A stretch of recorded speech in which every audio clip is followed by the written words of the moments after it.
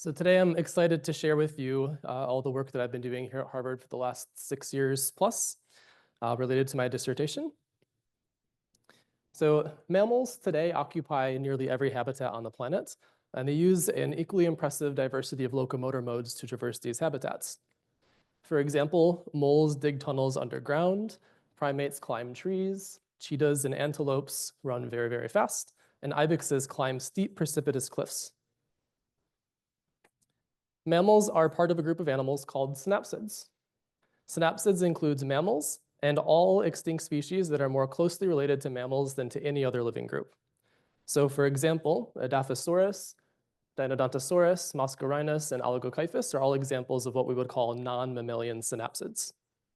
And we can trace the evolutionary origins of synapsids all the way back to more than 300 million years before the modern day.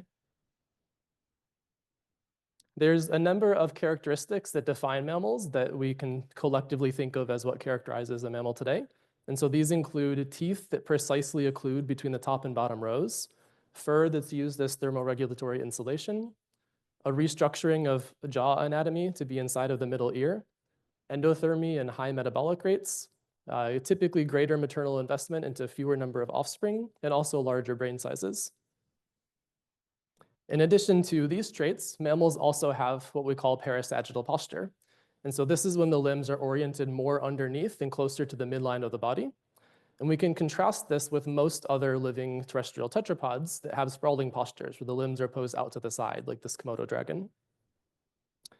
Newton's third law tells us that every action has an equal and opposite reaction. So when the limbs exert a force onto the ground exerts what we call a reaction force back onto the limbs. One of the functional explanations as to why we think mammals have parasagittal posture is that they reduce this mediolateral component that I've highlighted in pink of the ground reaction force vector. So it requires less muscular effort to support and move the body. Historically, there are some differing ideas about how and when parasagittal posture evolved in synapsids. Alfred Romer was one of the first researchers to study this question, former director of the Museum of Comparative Zoology at Harvard. And he divided synapsids into 3 grades of improved locomotor efficiency. Your early synapsids, such as Dimetrodon, this intermediate grade called therapsids, such as Lyconops, and then Tupaia is an example of a modern mammal, a tree shrew. In the middle of the 20th century, Ferris Jenkins described a bunch of, at the time, newly discovered cynodont fossils as having intermediate postures, so somewhere halfway in between a sprawling and a parasagittal animal. About a decade later, Tom Kemp put forward this idea that therapsids in particular might have been able to facultatively switch back and forth between different kinds of postures. So we can think about how a crocodile today sometimes crawls more like on its belly, for example, and sometimes walks up on its legs.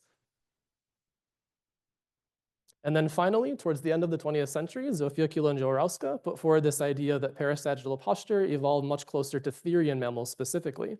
And in part, she based this on the observation that fossils before this node on our tree were dorsoventrally compressed, so top down, and then afterwards, they're laying on their side, on their flank. So an important shift she thought happened here. But the point is that there's disagreement historically.